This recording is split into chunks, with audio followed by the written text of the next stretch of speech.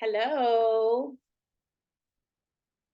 Hello. Hello there. Sorry, I'm a couple minutes late. We had a couple of last minute signups and I wanted to make sure that they had the link. And then of course, my computer was being a little slow. I am Nicole Story. And like I said, there were a few last minute signups. So I just want to wait a couple minutes just to make sure that everyone's on. So I'm just going to give everyone a couple minutes, but thank you so much for joining today. I'm very excited about this. So this is the first virtual homeowner event that I've done. I've done a lot of in-person homeowner events, and I've done a lot of like in-person walkthroughs with many people that need advice on home staging. They need advice on interior design. They're going to put their home on the market, or they're buying a home and they don't necessarily want to pay for a turnkey home. They just want to buy something that has great bones, and they put some sweat equity into it.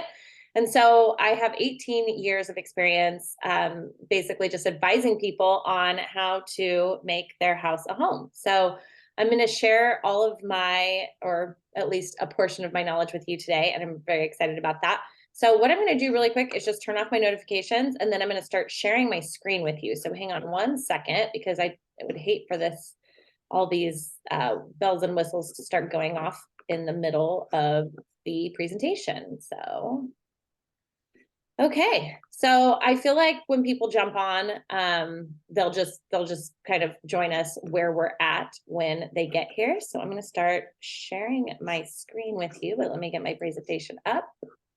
Let's see here. Okay, so let me get to the full screen.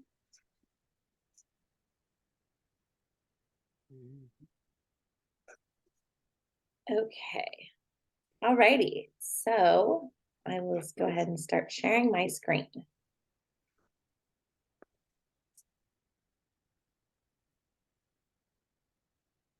Hello. Okay, so here we are. Let's see if I can get to a full screen here. So basically, here we go. So again, I'm Nicole Story, and I have been selling real estate for 18 years. I cannot believe it. And about 12 years ago, I started staging and designing homes for my clients. So when I first started selling real estate in 2005, we just kind of started the digital age of real estate. So essentially, prior to 2005, we had these big MLS books, and we just saw one photo of the front of the home, and then we had to go see the homes. And home staging really wasn't a big thing. Also, when I first started selling real estate, we didn't have people really make improvements to their home prior to putting it on the market. People would just kind of buy homes as is. But as Zillow started changing from a site where you would go and get Zestimates, like home values, to an actual site where people were going on and looking at photos of potential homes, and then as programs like HGTV and whatnot started becoming more and more prevalent, people started paying more attention to the way that their home showed. So really in about 2010, 2011, I started noticing that home staging was going in the direction of like, hey, this isn't really a luxury. This is something that we're going to need to do in the future. So I had a background in interior design. I went to Interior Designers Institute here in Newport Beach, and I never really planned on helping my clients stage their homes. It just evolved very naturally. So I started helping my own clients stage their homes. And then in 2018, one of my clients asked me to completely remodel their home. I built my own personal home in 2016. And so going through that process, I had quite a bit of knowledge on what to do. And then, of course, having gone to interior design school. So with all that said, I started doing full remodels for people. And then in 2019, another agent, a realtor friend of mine, asked me to stage one of her personal listings, home that was for sale. And I went and took a look at the home, and I fell in love with it. And I said yes, and I've never looked back. So now Alongside my full-time real estate business, I also run an interior design business and a home staging business. And I am absolutely shocked and I don't know why I'm so surprised about this, but I'm really surprised at how much they go hand in hand. So now other agents hire me to stage their listings and consult with their homeowners before they put their homes on the market.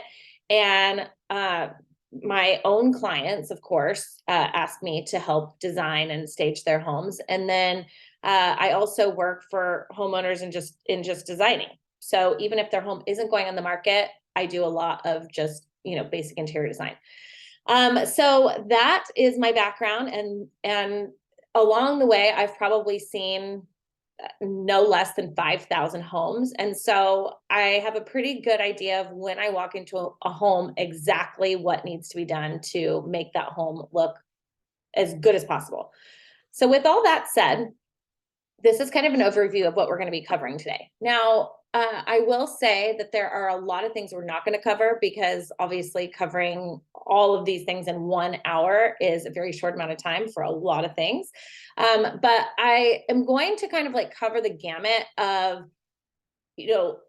like entry level all the way to luxury. And that is a really big divide, but I have a pretty good way of kind of like explaining things step by step. And it's going to come down to budgeting. It's going to come down to end use.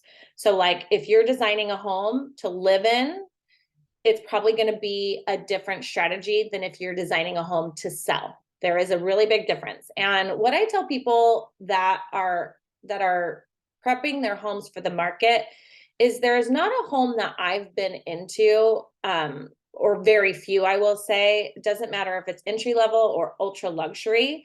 There is not most homes that you go to put on the real estate market for sale have something that needs to be done, needs to be fixed to sell that home for sale. So to market that home for sale. So like even me, I live in an extremely curated environment. I'm in design, I'm in staging. If I were to go list the home that I'm living in for sale, there are absolutely things that I would have to do to put it on the market. And it's just about return on investment.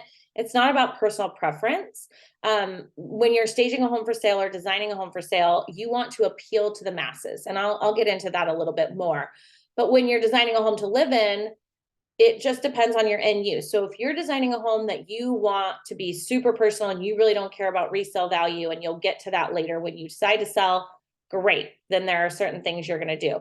If you're on a budget, for instance, there are certain things you can do. So I'm going to start with paint. Paint, and I'll get to this in the next slide. Paint is extremely important when you're living in your home, when you're listing your home for sale. Your kitchen is a huge area.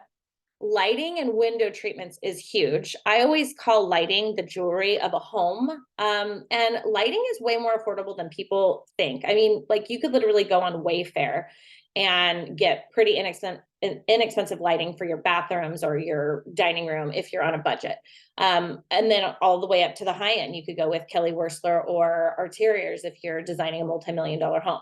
So lighting is one of those things where it's like you put on a great outfit, you have a cute top on, or you have a nice blazer and tie if you're a man, and you don't wear your watch or you don't wear your earrings, right? So lighting and window treatments are both very important.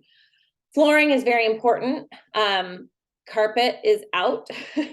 Hardwood, engineered wood is definitely in, and tile, vinyl's in. So we'll talk a little bit about flooring. Bathrooms are very important. We'll talk about other upgrades. And when I say other upgrades, we're going to talk about things like La Cantina doors or bifold doors, which are going to make a huge difference in a home. We'll talk about porcelain versus marble, which is a really interesting topic right now. Porcelain countertops are starting to come in, and there's a lot of reasons why, which I'll get into. Landscaping, the primary bedroom. So this is the new term for master bedroom. It used to be called a master bedroom. Now we call it a primary bedroom. Decluttering, and I should have put / cleaning. And then we will also talk about home staging and design.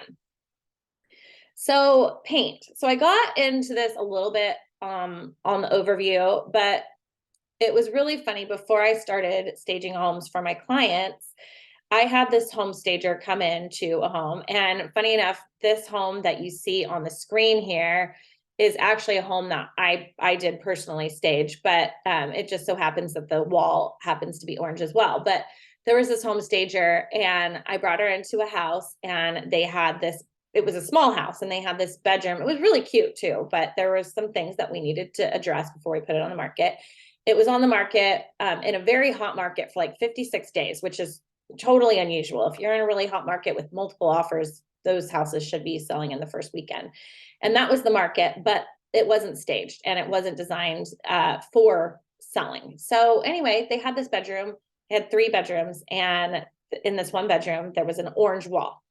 And so the stager and I walk through the home with the homeowner, and then the stager and I have a separate conversation. And she goes, Nicole, you need to tell them to paint that orange wall. And I'm like, really? You think it's that big of a deal? And she goes, yeah, I do. You don't want to be the house with the orange wall. And as soon as she said that to me, it really clicked with me. Because like I said, I've probably seen no less than 5,000 homes. And so I've been on caravans with buyers before where we'll go from home to home to home, and say we'll be on like home number 4. And Miss Jane Doe will look at John Doe and say, oh my gosh, honey, this is the home with the Dutch door. This is amazing. And I'll pick up that cue that this woman has probably looked at those photos of that one home 50 times, right? So she gets the home alert on whatever internet app she's using from her agent, hopefully. And she sees this home, and she's probably imagined herself living in that home already. She knows where she's going to put the sofa. She knows where the dining table is going to go. She knows how she's going to make this house her home. And so she'll have one specific thing about the home that she really loves that she's been talking to her husband about and saying, honey, this is the one. Or it could go the opposite way. So I have my clients, when I'm taking them on a caravan, I have them write notes on every flyer that I give them for each home, put the flyers in order, give them to them in a folder. And I say, it might not seem like a lot, but by the end of the day, you're going to be exhausted and you're going to not be able to remember which home is which. So inevitably, the ones that they love get these really great notes. The home with the Dutch door, the home with the great landscaping, the home with the pool, the home with the open floor plan, whatever it is. The homes that have flaws are named the house with the orange wall, right? So basically what I'm saying is that if you're designing your home to sell, you want to make your home a beautiful palette so that it showcases. So in this case, instead of noticing an orange wall, you're going to notice the lighting. You're going to notice the way that the kitchen opens up to the dining room. You're going to notice other things. Your eye is not going to be drawn to that wall. Now, if you're a professional that's seen home after home after home like I have, I could look at an orange wall and be like, oh, we just paint it and move on, right? And so for me, this wouldn't be the home with the orange wall, but for most people, it would. Now, if you're designing your home to live in, it's a different story. If you like the color orange, have at it, paint your wall orange. It just depends on how you're trying to make your home feel. And how, paint is a very inexpensive way to elevate your home to the next level. So I always say, for people that are designing ultimately with a return on investment in mind, don't be the home with the orange wall. So that is paint. So this slide I went ahead and put together for you all. These are some really nice neutral paint colors. Decorator's White is a great paint color. It's been around for years. Gardenia is great. White Dove is beautiful. White Heron, which is the one on the right bottom corner, that one is a little bright for a white, but it is gorgeous. I've painted homes in that before, and they're just stunning. Benjamin Moore Revere Pewter, which is the bottom center, that is a greige, and it really does go with a lot of different palettes. So I have my own personal home painted in that color. In my home, it's not gray. It's more of like an upscale beige, but it really does flow well with a lot of different colors, and it kind of changes based upon lighting and furnishings and things like that. If you don't want all white, if you don't want stark white. And then this Dimini by Farrow and Ball, that's a nice kind of like creamy beige too. Also, I used to not love Swiss coffee or Navajo white. I still, Navajo white still don't love very much, but Swiss coffee, depending on the home, is also a really good choice. So these are some paint colors for you. What I always recommend to my clients and to people that are, designing to live in or painting for resale is I recommend going and getting like 3 or 4 of the colors and putting them, just painting them on the wall next to each other in a couple of different rooms. And then looking at them in different lighting, because these colors will look different in each house that they're put in because of lighting. So that is my little my 2 cents on paint. So next is our lighting and window treatments. So this is a home that I redid a couple of years ago for a client of mine. Her mom lived there for years. I think she lived there for over 25 years. She bought it as originally, she was an original owner. And then she passed away, and we needed to do a refresh on it to make it modern. And we had a budget. So we did quite a few things that were really cool on the budget. And some of them were lighting and window treatment. So, like I said, lighting is like jewelry. So if you have a great home, for instance, this room on the left was the finished product. If you had this room with either A, the original lighting, which is terrible, or B, no lighting at all, there's not really anything interesting to look at. This specific light fixture we got for $149 from World Market, maybe even $99 from World Market.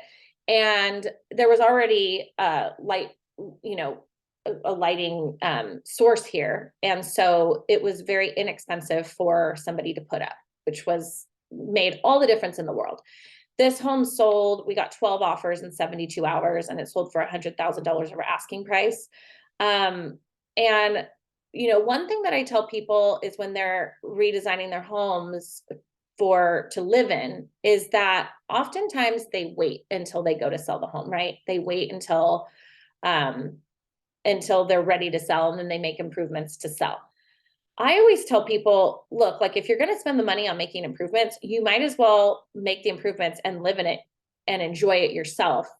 And then when you go to sell it, there's still probably going to be some things that you need to touch up. For instance, like paint, paint gets worn here and there, and you'll probably have to touch up your paint. But if you choose the right finishes and fixtures, those things should be pretty timeless. So lighting is much more affordable than people think. And it's one of those things that's going to make a huge difference. Builder grade light fixtures are terrible. Old dated light fixtures are terrible. And it's not very hard to get updated, beautiful light fixtures at a good price. And it's also not very expensive to have an electrician install them either. So I highly recommend that. In this home, we also, took off the heavy dated window treatments. Because of the price point, we just went with an IKEA window treatment. So if the value of the home is probably, I would say, anywhere over 600 to 700, even at this price point, I would probably opt for a West Elm grade window treatment. You can get the panels and the hardware for, $200, $250 and have a handyman install them very quickly. Unless you're handy yourself, a level and a drill would be just fine. In this case, those shears were $10 a piece, and the rod was, I think it was $6. So we got, for $20, we were able to totally change the look of the windows. So if you are designing a home on a budget, if it's like a first home or just a flip, or you're designing a home on a budget, even IKEA window treatments are going to take you a lot farther than no window treatments at all, or dated window treatments. That's one of the biggest things I see in homes. And then, like I said, West Elm has some really nice, high, like linen window treatments that are very nice. But oftentimes when I see people going to sell their homes, They're very concerned about getting quality blinds and quality window treatments. I don't go down that road. And when I recommend window treatments to people that are selling their homes, it's form, it's not function. I say, hey, let the buyer decide what window treatments they want. They can spend the money on that because people have all kinds of different ways to do their own window treatments, what they want. And what they don't want. For instance, like vertical blinds, terrible. Like I would hate to see a seller or anyone spend any money on vertical blinds. If I moved into a home with vertical blinds, that'd be the first thing that came down, right? It's very buyer specific, but shears, decorative treatments, they add texture and they elevate the space tremendously. So I highly recommend on every single home that's going to be staged and designed to sell, that there's some form of window treatments that happen in that home. So lighting and window treatments are absolutely key. So kitchen updates. I chose this kitchen. It's the same house that we were just looking at. I chose this kitchen for a reason. And I'm going to get into like higher end upgrades in a couple slides from now. But I chose this specific kitchen because this was done on a massive budget, and they had white tile countertops, and white tile countertops are very timeless, very clean, and you can really just kind of dress them up. So if you have something in your home that's timeless and clean and basic, I don't necessarily recommend changing that out if you're listing your home to sell. If you're designing your home to live there and you are on a budget and you have something timeless, I would keep it.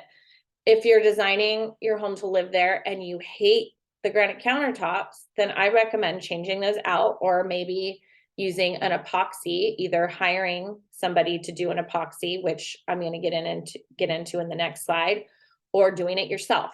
It's not very hard at all. So those are options that you have if you're on a budget, or changing out the countertops completely with either porcelain, which we'll talk about, or a marble, or a quartz, whatever you choose.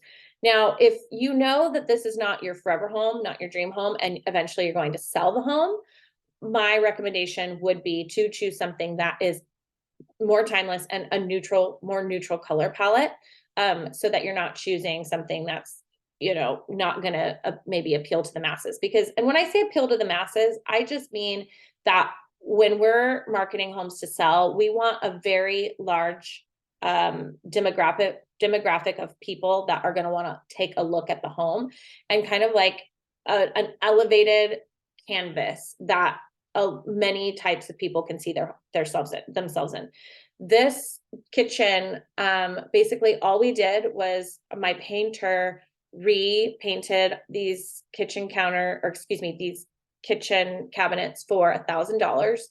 We got hardware from Home Depot. I think all in on the hardware, we maybe spent $100 to $150, and then we got new appliances.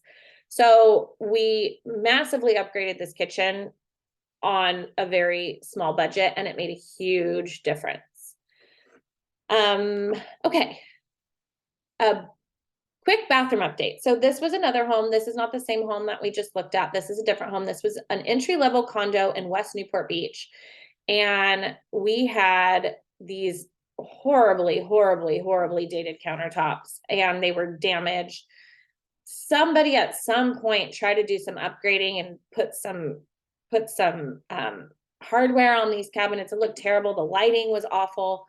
The mirror was awful. So I got this mirror on Wayfair for $150. I got this lighting on Wayfair for $100. We had all the countertops in the home reglazed. So this is the same countertop. We just had a professional come in and reglaze it. So that's what I was talking about in the last slide on a kitchen countertop. If you have a granite that you hate, you can have somebody reglaze it with either just white, basic white. They can make it look like quartz. They can make it look like marble. The marble's beautiful, and it's actually pretty durable. So that's a very affordable option. But so when you're going to replace hardware on cabinets, so you're not replacing your cabinets, you have to make sure that when you're replacing it, the screw holes on the inside of the cabinet or drawer are the same size from screw hole to screw hole. So I got these on Wayfair. I I don't love this hardware, but that was what matched the bathroom, with the screw holes being the same as the original hardware. And that was important. We did new faucets for like $60.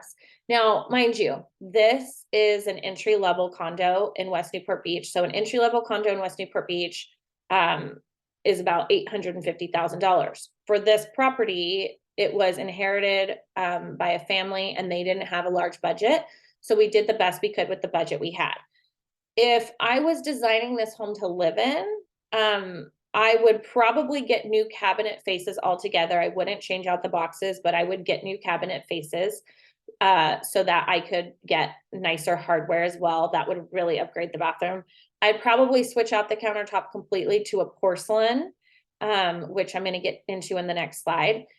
I don't mind the mirror. I don't mind the lighting from Wayfair. I would probably go with a different faucet.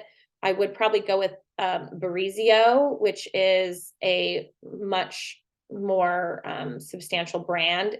The faucet would be probably $600 versus $60. But if I'm going to live there and I plan on, residing there, I would absolutely do that. But if, say, it's a first home and somebody doesn't have that budget, this is definitely a way to make your home look really good on a budget. So Wayfair is amazing. So again, just to recap, the reglazing is a really great option to fix those old countertops, painting of the cabinets, and then the hardware. I think that's huge. Lighting as well, lighting and mirrors.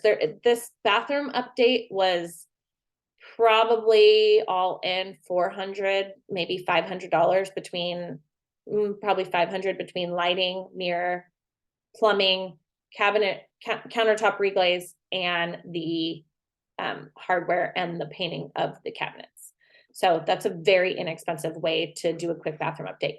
Again, this is for a budget. If you're looking at a luxury home, I would do what I just said if I was going to reside there. Other upgrades. So on the left, you're going to see, this is porcelain. So porcelain is my new favorite countertop material because quartz to me has just been used. It's overdone. If I see one more piece of gray quartz in a home, I'm over it. But quartz is nice. I mean, it's durable. It's almost indestructible. I understand if somebody really loves quartz.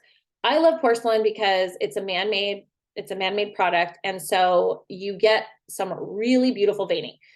Even with marble, you really cannot achieve the veining that that porcelain offers. So the way that I found this specific slab was I was doing a remodel in a primary bathroom on Peninsula Point in an $8 million house last summer. And because it's an $8 million house, we are using finishes for an $8 million house. So I went and I found the most beautiful marble I've ever seen in my entire life. It was stunning. I was mind blown. It was $14,000 a slab. And for the design that I had in mind, we needed 4 slabs. So it was unaffordable. So basically I took a picture of that marble and I went to my porcelain source and I found this porcelain. This porcelain is $2,500 a slab. So we basically went from nearly $60,000 in slabs to $10,000 in slabs. And we were able to achieve this stunning bathroom. I'm actually getting it photographed in 2 weeks and I cannot wait to share it with you because it turned out so gorgeous. I can't even tell you. So I love porcelain. My marble guy, of course, is going to say, well, if you have kids and they drop a can on the porcelain and it chips, it's hard to repair. So you can't repair porcelain like you can repair marble. But I had a really healthy conversation with him about that. And I'm like, do you know how hard it would be to like drop a can? Do you know how high up you'd have to be to drop a can on a porcelain countertop and have it chip? First of all. Secondly, marble. I personally love a patina on marble, but a lot of people don't. A lot of people feel like marble countertops get dirty because they stain, right? So coffee, paprika, chili powder, anything is going to stain your marble countertop. I love to cook. I feel like it's very artistic. So for me, a patina is not a problem. I would say for 90% of people, a patina is a big problem. And marble, depending on your slabs, is at least, 2 to 10 times more than a porcelain's going to cost. So porcelain's more durable, porcelain doesn't stain, and you can get much more dramatic veining for a fraction of the price with porcelain. So I highly recommend looking into that. FYI on porcelain though, it does cost a lot more to fabricate because they have to miter the edges, the installers. So if you do go the route of porcelain, a lot of contractors are going to argue with you and tell you, please don't get porcelain. I just argue right back and I say, I'll find my own fabricator. And so wherever you find your porcelain source, they'll probably have a list of fabricators for you. And porcelain is becoming more and more normal. And so there are a lot of fabricators that are great at installing porcelain. Don't let your contractor tell you that porcelain is not used, because it's used every single day. And though it's more expensive to fabricate, you're going to save a lot of money on the actual material cost. So you're going to end up, even with the expense of installing, you're still going to end up far ahead than you would if you use marble. And again, nothing against marble. I like marble. It's just, I love porcelain. So then another upgrade that I think is really worth it as far as return on investment goes, and adds a lot to almost any space, especially in marketplaces where we spend time outdoors, are the bifolding doors. This one in the middle, that's actually a Nanador. That was the original company that came out with the bifolding doors. Most people call these folding doors, either they call them bifold doors, or the big brand that people know a lot about is La Cantina. So La Cantina doors. But these bifolding doors add so much to a space. So if you have an area in your home that already has sliders, oftentimes you don't have to change the configuration of where these doors are going to go, and they're definitely worth it on a return on investment. So when we're talking about pricing and sales value, like if you're looking at your long-term value of your home and the improvements you're going to make, when you're making emotional decisions, and I don't mean emotional on your part, I mean making improvements that are going to be emotional for somebody that walks in the door, this is a very emotional decision, right? So like somebody walks in the door and their eyes go directly out to that huge opening, whether you have an ocean view or not. If you have a beautiful garden or you create a beautiful garden, and somebody walks in the door, somebody's in your main living area and their eye is going straight out to the living space, that is emotional. So people are going to pay money for emotion, and emotion is intangible. And so, we can sit down and do an appraisal or pull up comparables on your home, and we can, say, oh, 2-bedroom, 2-bath, 4-bedroom, 4-bath, whatever it is, 3,000 square feet, price per square foot is XYZ. So your home should be priced at that. But when someone walks in your home and you have created an emotional environment with beautiful veined porcelain or marble and these La Cantina doors or bifolding doors that open up into this beautiful living space, that is not something that we can put a value on. That's not something that we can say, oh, your CMA says the price per square foot should be this. That's something that a buyer is going to walk in and say, I want this home, I'm going to pay for it. And that's how you end up getting multiple offers. So I do think that that's worth it. And then wood. So this is actual wood. There are a lot of different options right now for that wood looking floor that might be less expensive and maybe more durable. For instance, vinyl. I don't love vinyl, but a lot of people do. And I've used vinyl in a lot of projects because it is very durable. It's affordable. It's affordable to install. And it looks good. I mean, there are a lot of vinyls that are beautiful. Wood tile is another option that a lot of people like. They're basically like tile planks that look like wood. I love using those in a situation where you have actual wood running through your home, going in the direction of your outdoor space. And then you use a tile that you match as closely as possible to your wood to extend that. So when your eye goes through the home. It's one long extended floor, which is really nice. It makes the space look a lot bigger. It's absolutely beautiful. Doing that in a project right now that we have remodeled to sell, that's coming on the market in a couple weeks. And it turned out absolutely beautiful. So that'll be on my Instagram in a couple weeks. But anyway, those are some other upgrades. I do think that upgrading, spending your money, upgrading where you have it in the right ways will absolutely get you a return on your investment. No doubt about it. Okay, home staging. So if you are somebody who is looking to list your house, there is no going around it. Even a vacant home. I mean, now listen, if you gave me a home that was original, cluttered, whatever, and said, I don't have the budget for home staging, I would say, okay, take everything out and deep clean the home, right? Take down the dated window treatments, take down whatever, fix what you can, and fine. But really, I don't think that in any case there should ever be a vacant home on the market. I don't think in any case there should be a home that's not staged. So this was a home in Eastside Costa Mesa that I staged, and the house was cute. The bones were cute, and the young couple that lived there didn't have terrible things. It just didn't look very good, right? So we decluttered, and sorry, you're gonna have to forgive Stevie. She's my little design assistant, and she's another dog walking by. So sorry about that. So basically your return on investment when you're staging a home is just, you're going to get so much more back than you put into it, right? Because most buyers cannot walk into a home and see themselves living there. So when you stage a home, you create an emotional sell for those people. Now, if you are somebody that is just a homeowner that you're not looking to sell right now, this would be home design, right? And you can do home design in a number of ways. I like to call home designs on like a smaller scale, maybe a home refresh, right? So for instance, going back to this slide here, I called this a home refresh because we did not remodel the home. We did not change the bones of the home. We did not do anything dramatic to the home.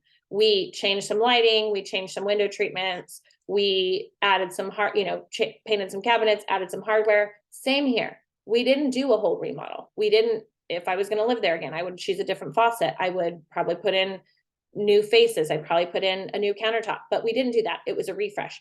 So when you're living in a home, you can do a full remodel, or you can do a refresh. You can do things kind of more on a budget and then curate your pieces, what your pieces are. Notice this lighting here in this dining room. They did not have a light fixture there before. So this was wired in. They only had can lights. But really, this gives us a focal point and finishes off the space. Same thing with the window treatments. Here you can see they didn't want to spend the money on the West window treatments, even though this price point was a home that I thought should have had the West window treatments. They didn't want to spend the money. So we did IKEA, and guess what? It looks beautiful. It looks great. It looks a lot better than it did prior to. We got this light fixture at World Market. I'm so sorry. Stevie? No, I'm very sorry. So we got this light fixture at World Market for $150. And hang on one second.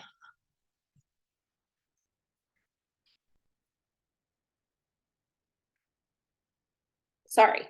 So we got this light fixture for $150 at World Market. And again, the IKEA, it was $20 to get those window treatments at IKEA. I think they spent $200 to get this hardwired in. So it's very inexpensive. I also recommended that they whitewash this fireplace because the stone looks a little bit dated. They didn't want to spend the money, but guess what? We had 9 offers in 72 hours on this property. So, and it went for 12% over asking, and it wasn't the hottest market either. So, again, it's what it comes down to is emotion, right? So home staging makes all the difference. If you are a homeowner that is going to list your home, or if you are an agent, I have a lot of agents on this call. home staging is invaluable, and I don't think it's a luxury. I think it's a necessity, and you are absolutely going to make your money back every single time. There's no doubt about it. One thing I will say, if you're an agent and you are trying to talk to your clients about staging or trying to talk to your clients about home improvement, there are two things to do. One, bring in someone like me. I do this all the time for other agents where I walk through the home and I'm the one who is advising so that the agent doesn't feel like they're offending their clients. Number two, I think it's really important to let people know when you are listing your home for sale, this is not about our taste. I have seen so many. So I walked into this home before I staged homes for clients, and it would be probably in this market, probably a $7 million home. And I went on the listing appointment. I was pretty sure I was going to get the listing. And this woman was an art collector and she had beautiful art. It was gorgeous, but it was art and it was thought provoking and probably not entirely appropriate for all audiences. And also sometimes really powerful art doesn't photograph that well. And when I'm looking at it from a real estate perspective, most of the time people are going to fall in love and know that they want to write an offer on your home before they even walk in because of technology. So needless to say, I bring in this home stager. I'd used her before. I really like her. She does a phenomenal job. She's been on HGTV, great home stager. However, she's pretty direct and her bedside manner wasn't that great. She offended the homeowner and I didn't get the listing. And I was really bummed about it because the home stager was just direct with her. And what I tell everyone that I'm staging homes for, all my clients, this is not about personal taste, right? Like you see behind me, I have this black and white coffee table. I love this black and white coffee table. It's a statement piece. I get a ton of compliments on it, but not everyone's going to love the black and white coffee table. Just like anything else, right? It's not about taste. This is about creating an environment where a buyer is going to walk into your home and they're going to absolutely fall in love with your home. So we can have belongings that we're super emotionally attached to, but that doesn't mean that they're the belongings that need to be in the space when we're staging or designing a home to put on the market. So I always try and relay that message over and over and over to my clients, to the realtors I work with, to the homeowners I work with. And for those homeowners that I'm designing for, if they have an heirloom piece that they want to put up in the home, and it doesn't necessarily go with the design aesthetic that we're aiming for, I let them know, hey, we can use anything. We can use anything you want. That doesn't go with the design aesthetic. Do you want to change the piece to make it go with your design aesthetic, or do you not care? Sometimes they want to change the piece. Sometimes they move the piece to another room. And sometimes they keep the piece in the space. And we just say, well, this is an heirloom piece and this is important to us. And we want to live in a home with things around us that are meaningful. So anyway, I kind of got off on a tangent there, but I'm going to say there's no reason in this day and age, in this market and in HGTV world, with all of the technology that we have, people falling in love with photos online, that there should be any home on the market that is not staged, at least partially. So that's that. So these are ways that we can work together. We can work together selling and buying real estate. We can work together designing a home, interior design. We can work together on home staging if you're an agent that has a home that needs staging, or you have a client that needs some recommendations on what to do with their home prior to listing it. We can work together there. Complete remodel and design and project management. I do a lot of that. I have 3 full projects going on right now and I love it. It's very fun. I finally have a great team around me, a great contractor, great subcontractors, and a ton of resources. And that is half the battle, or more than half the battle, I should say. Design boards, which I'm going to show you on the next slide. Those are really great for anyone looking to make changes on their home, because it gives us like a lane and something to stick to. Realtor home staging course. So I developed a course for realtors that is all about home staging. Whether you want to stage the home yourself or you want to learn how to counsel your clients on the improvements that they need to make on their home and how to properly counsel them without offending them. That is for you, and I'll give you the information at the very end. It's on my website, but that course I've gotten really great feedback for, really great feedback on.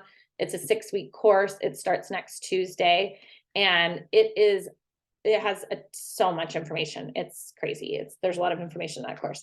A home refresh. So home refresh, I covered multiple times. I do a lot of those for other agents that just don't have the bandwidth or just don't really know that much about it and don't really care to. You know, some people just don't want to don't have the knowledge or the contacts and whatnot to do those home refreshes. So I do a lot of home refreshes. And then a virtual walkthrough. So if you have a client that, you know, is looking to make some changes in their home, looking to refresh, looking to remodel, or looking to sell, I do a lot of virtual walkthroughs, and I'll just, you know, go through the house with them, give them recommendations. And then usually I end up sending an email with links to like window treatments or lighting and those sorts of things that people can reference when they're making their changes. And then here are the design boards that I was just talking about. These are my most recent ones. This is a project, a lakefront project in Lake Forest. And basically I did a digital board and a physical board for them. The digital boards are great because we get to add to them. The physical boards are amazing because we take them to every meeting we have with our subcontractors and our contractors. And it gives everyone a direction, and it really keeps us in a lane, because oftentimes what I notice with a lot of people is they see so many images every day and they have so many choices that they end up kind of like all over the board. Whereas if we create, no pun intended, by the way, all over the board, but if we have a board that we're kind of like stuck on, then it keeps us in a lane. So I love these design boards for that reason. Here are a couple of client testimonials, and this one was from a homeowner who ended up selling a home with me, and we did a home refresh. And the thing that I loved about that home refresh so much is that it was like a mid-century condo with everything was original, and I did not fight with what was there. I found fixtures like light fixtures and hardware and things that matched what was already there. It turned out so cute. It was adorable, and he was very happy. And the buyer was thrilled, because it just, you know, that's one thing with these homes. I don't want to come in and completely change them. I don't want to fight with what's there. I want to improve upon what's already there. So that was a really fun project. And then the one on the right is it's a testimonial from a realtor who her stager retired, and I started staging homes for her, and she's had very good experiences. So that's that. Let's stay in touch. You can go onto my website, and if you click courses on my website, there's the courses for the home staging, and also the virtual walkthrough is on there. So you can go there and purchase that. If you want to do a virtual walkthrough, you can purchase it online, and then I get notified, and then I'll reach out to you right away to set that up.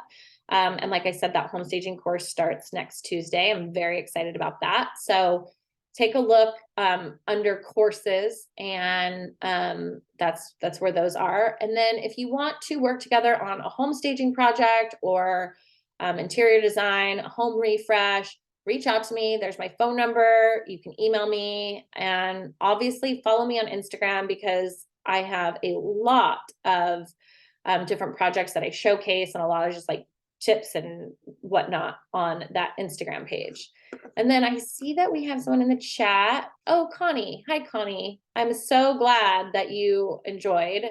Does anyone have any questions? Okay, well, thank you guys so much for joining me. I have enjoyed it, and like I said, this is my first virtual Zoom for home improvement. So hopefully you found it to be educational, and hopefully the technology aspect and Stevie, little Miss Stevie chatting in the background wasn't too distracting. And hi, Jacqueline. Thank you so much for coming. Okay, well, I hope everyone has a great day. Please, please, please let me know if you have any questions or want to work with me in any way. Alrighty, have a great day.